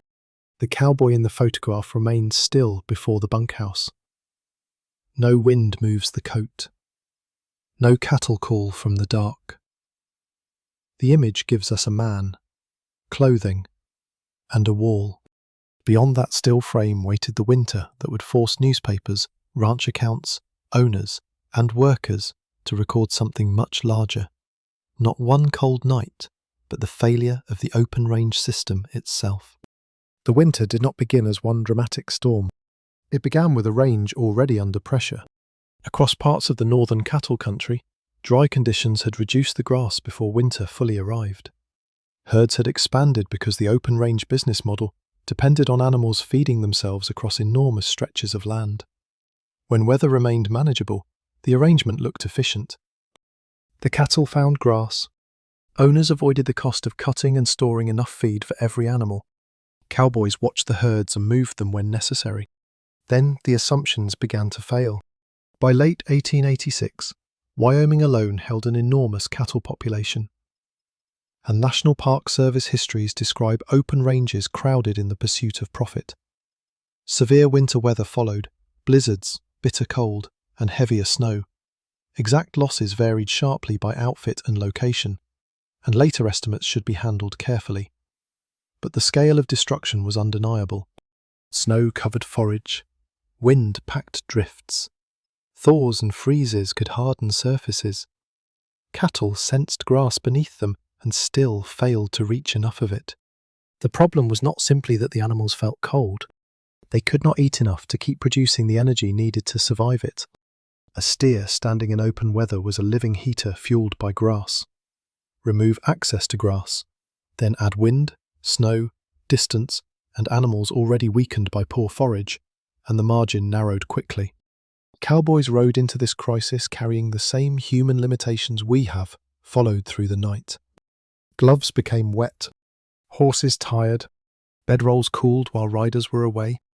Now the difference was scale. A cowboy could warm one pair of hands, he could repair one strap, he could lead a few cattle towards shelter or feed. He could not clear snow from an entire range. He could not produce hay that had never been cut. He could not build winter shelter for thousands of animals after the storm arrived. The open range had looked like freedom from infrastructure. During a hard winter, that freedom became exposure. Cattle drifted before the wind, sometimes moving long distances in search of protection or accessible forage. They crowded into draws, river bottoms, against barriers, or near any feature that interrupted the weather. A moving herd created work. A trapped herd created other work. Cowboys tried to locate animals, turn them away from dangerous ground, open paths, move them toward feed or shelter where either existed, and assess losses that became harder to count under snow. Every task required leaving warmth behind. A rider left a bunkhouse or line camp with food inside him and heat held beneath his coat. Hours later, clothing could be damp, stiff, or crusted with snow. His horse spent energy with every step through drifts. Visibility shortened. Familiar routes disappeared. Tracks filled. Landmarks blurred. Wind removed the confidence that the cabin remained exactly where memory had placed it. The cowboy's reputation still expected calm. His body was less interested in reputation. Hands lost dexterity. Feet became difficult to judge. Cold narrowed attention. Fatigue encouraged one more shortcut. The same small failures now arrived among too many urgent problems. A weak animal went down. Another refused to move. A third pressed into the herd for shelter. The cowboy had to decide where effort might still matter. That decision carried a cost the records rarely preserve. Ranch reports counted cattle. Newspapers described storms. Owners calculated losses. The rider faced individual animals and no realistic power to save them all. The honest version of this history does not need graphic detail. The deeper shock lies in the business logic that allowed so little protection before the weather arrived. Open-range cattle operations had grown rapidly. Grass appeared abundant. Rail connections promised distant markets. Investors and ranchers could imagine that nature would continue supplying winter feed at very low cost. Some outfits stored hay, selected protected ground, or managed herds more cautiously. Others entered winter carrying more cattle than the land could support under severe conditions. At headquarters, reports began arriving with riders. A foreman spread a rough map or used landmarks to mark where cattle had last been seen. One worker described a drifted crossing. Another reported animals gathered where no feed remained. The owner or manager had decisions to make: send men farther, move feed if any existed, preserve horses, or wait for visibility to improve. None of the choices created grass beneath snow. This is where individual toughness reached its honest limit. A skilled cowboy could read cattle, weather, terrain, and horses. He could protect clothing, pace effort, and make better decisions than an inexperienced visitor. Skill mattered. Courage mattered. Neither replaced missing feed. The winter of 1886 to 1887 became a breaking point across parts of Montana, Wyoming, and the northern cattle range. The Mason-Lovell outfit reportedly lost more than 10,000 cattle, about half its herd, while many operations suffered even more severely. Figures differ by source, and the winter did not strike every place equally. What changed was confidence in a system that had treated open winter grazing as nearly free. Severe weather collected the debt. The cowboy riding through it did not experience the end of an era as a neat historical chapter.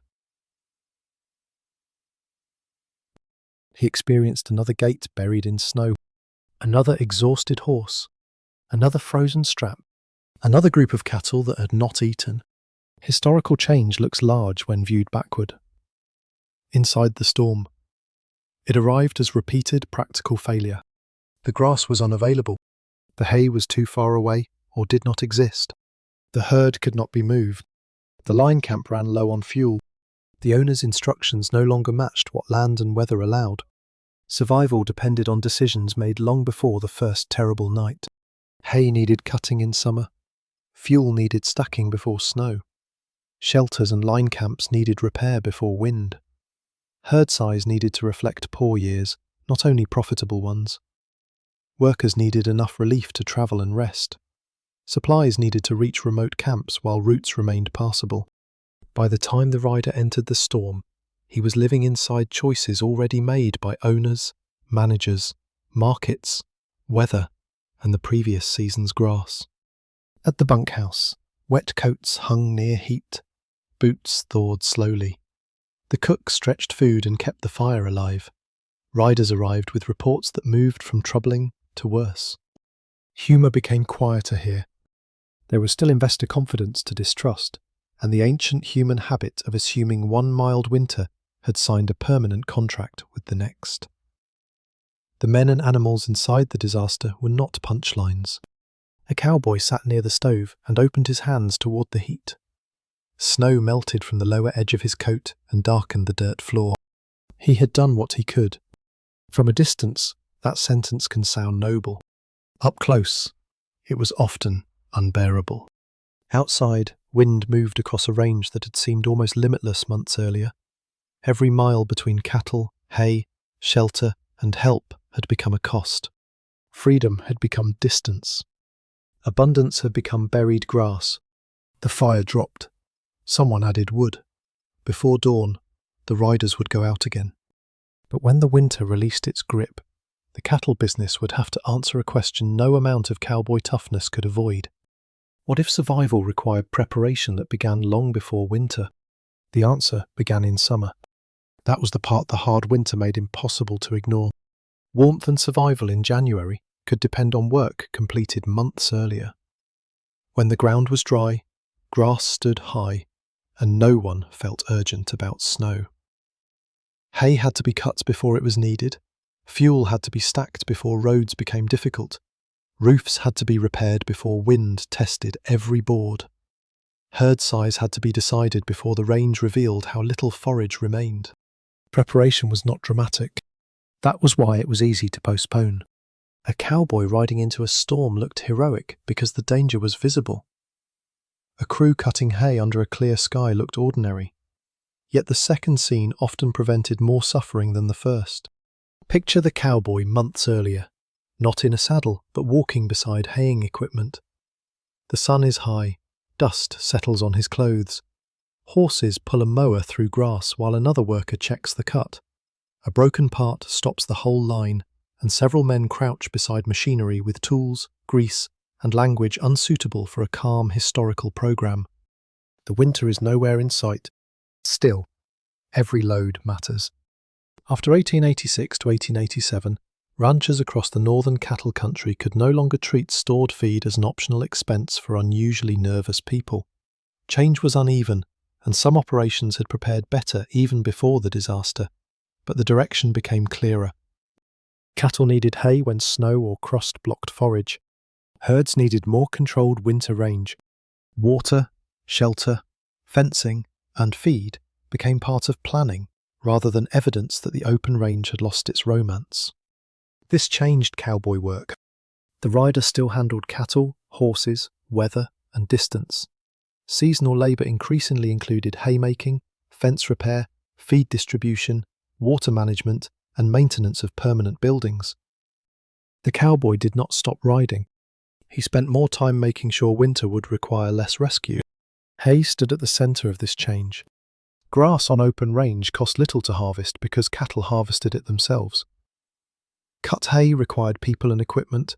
Someone mowed it, raked it, stacked it, protected it, transported it, and fed it when snow covered pasture. Each step required labour. Each required timing. A rainstorm during cutting could reduce quality. A broken mower delayed the crew. Injured horses, labour shortages, or insufficient equipment reduced the amount stored. A haystack beside a ranch was not simply food outdoors. It was summer labour preserved for winter. The stack held hours of cutting, horsepower, repairs, sweat, and judgment about weather. It also held the hope that the pile would remain dry enough to matter months later. Larger ranches could invest in equipment and crews. Smaller or indebted outfits had less room for mistakes. Infrastructure did not remove risk. It moved part of the risk into a season when more choices remained. That was the improvement. A January storm allowed few choices. A ranch planning in July could cut more hay, improve a line camp, repair a barn, reduce a herd, or select more protected winter ground. Whether owners had the money and willingness to do so was another matter. Capital shaped preparation just as rank shaped warmth inside the bunkhouse. A wealthy outfit could purchase machinery, hire workers, build fences, store feed, and maintain shelters. A ranch already carrying debt might understand the danger perfectly and still lack the capacity to prepare well. Knowing what should be done did not create the money to do it. This is where the history becomes less satisfying than a lesson about people learning from disaster. Some ranchers adapted, some rebuilt, some sold out, some reduced herds, others continued taking risks because debt and market pressure did not disappear when snow melted. The open range years had rewarded expansion. After disaster, a smaller herd might survive better because available feed could be divided among fewer animals. Fewer cattle also meant fewer animals to sell. For an owner facing debt, caution could look financially dangerous, even when it made ecological sense. Winter planning became a business decision before it became a weather decision. Fences entered the picture with similar contradictions. Fencing could protect hay, control grazing, define winter pasture, and prevent cattle from drifting indefinitely. It could also trap animals against wire during severe storms, block older movement routes, intensify conflict over land, and change access to water or grass. A fence was not automatically safety. It was control, and the result depended on who placed it, where it stood, and what the weather did. For cowboys, fencing meant maintenance. Posts leaned, wire broke, gates froze, snow buried sections, animals pushed through weak points. The rider crossing supposedly limitless country increasingly stopped to repair boundaries. History had invented fence duty. The lighting remained poor. Shelter improved in the same uneven way. Better bunkhouses, barns, windbreaks, sheds, and line camps reduced exposure for workers and animals. Buildings required lumber, transport, carpentry, maintenance, and fuel. A roof helped if it remained attached. A stove helped if wood was stacked. A line camp helped if supplies reached it before routes closed.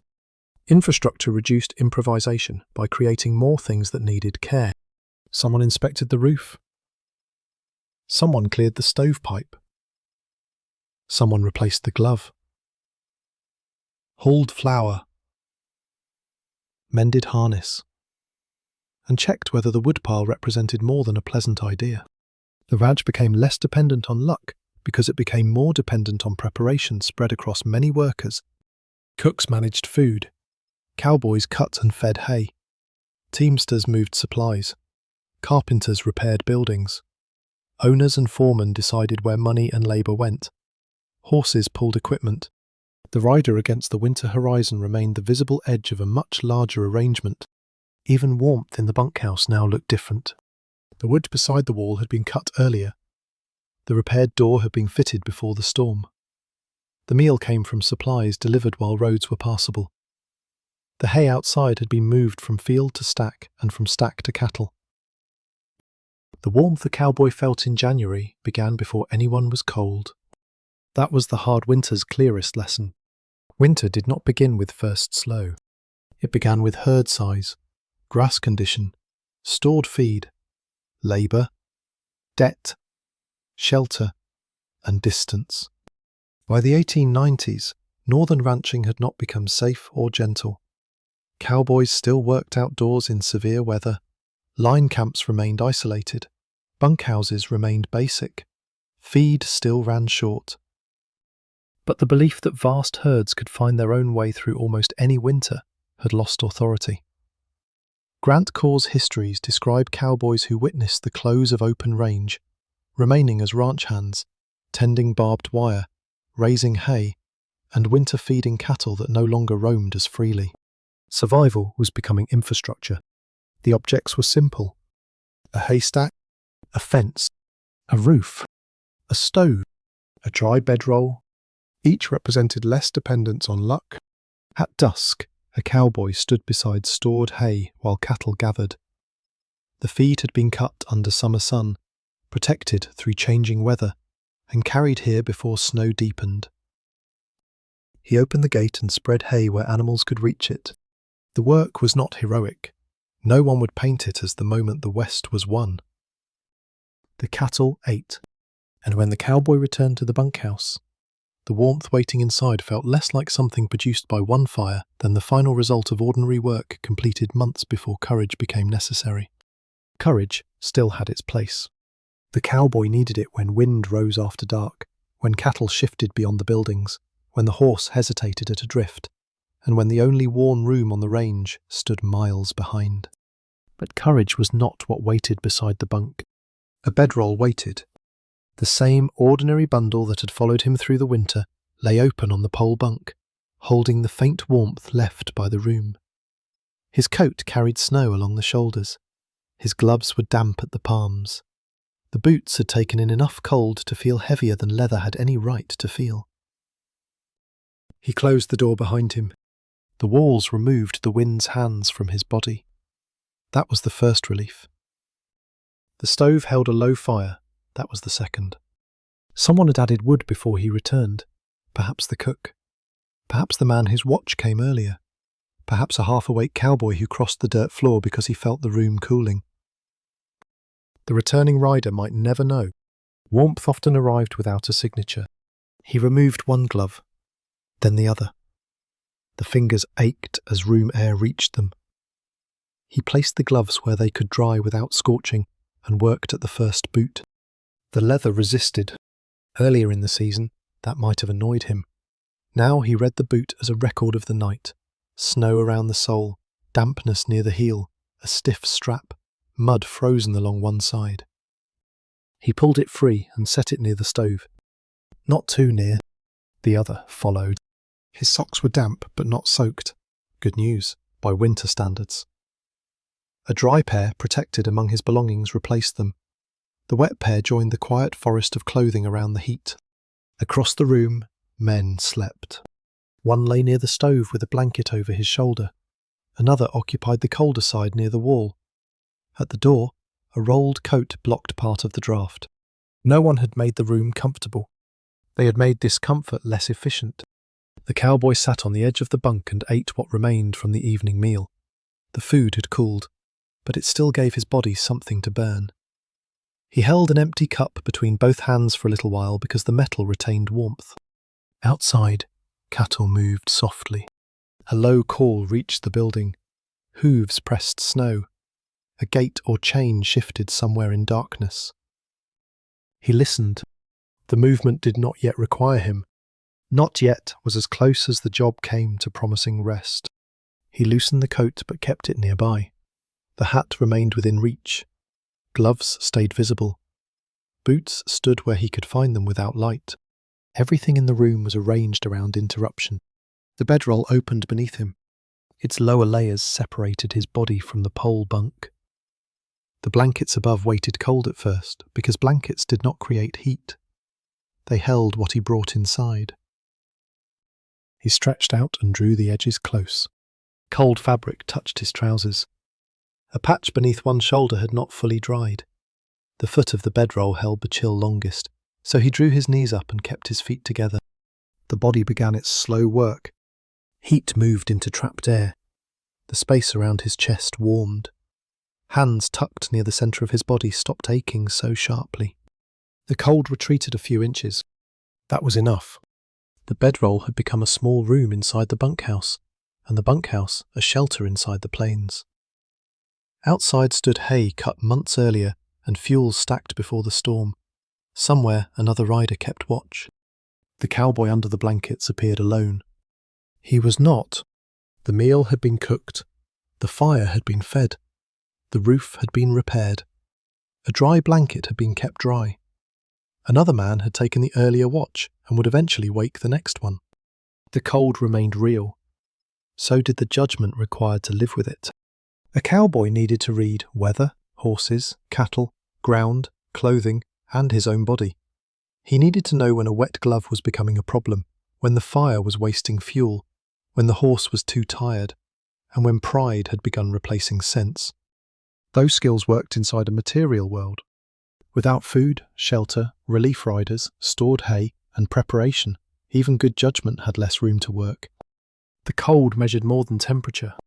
It measured the distance between a worker and the stove, between a line camp and the supply wagon, between one pair of socks and a spare, between a ranch that had cut hay and one that hoped grass would remain reachable beneath snow. It measured who could stay asleep and who had to answer the door. Later stories preferred a cleaner contest, one cowboy against winter, a determined figure facing a white plain. The real contest had too many people for a poster. A cook bent over coals. A rider took another man's watch. A worker sealed a draft. A crew stacked hay in summer. The cowboy's endurance remained real. It was never self-sufficient. His warmth existed because small protections overlapped for a few hours. None was perfect. Together, they created enough margin to sleep, recover, and stand when the cattle called again. Sometimes that margin held. Sometimes it did not. The honest achievement was preserving enough strength for the next necessary decision. Near midnight, the stove settled with a faint metal sound. A piece of wood shifted inward. The fire brightened briefly and moved light across the dirt floor. The cowboy opened his eyes. The room had cooled, but not enough to force him up. The blankets now held the warmth his body had spent the last hour producing. Boots waited beside the bunk. Damp socks continued drying. Wind pressed against the outer wall and moved on. He listened to the herd. One animal called. Another answered. Then the sound faded. No one reached for the door. The cowboy let his eyes close again. Morning was still several hours away. Before it arrived, the fire might weaken. A rider might call from outside. The cattle might begin moving. The boots might have to go back onto tired feet. For now, none of that had happened. For now, the bedroll was warm. That warmth did not belong to him permanently. It had been borrowed from food, fire, wool, shelter, summer labour, other workers, and his own exhausted body. Outside, the northern plains kept every mile of their cold. Inside, beneath a rough blanket on a pole bunk above a dirt floor, one cowboy held a small portion of it back. Not conquered, not defeated, only delayed until morning.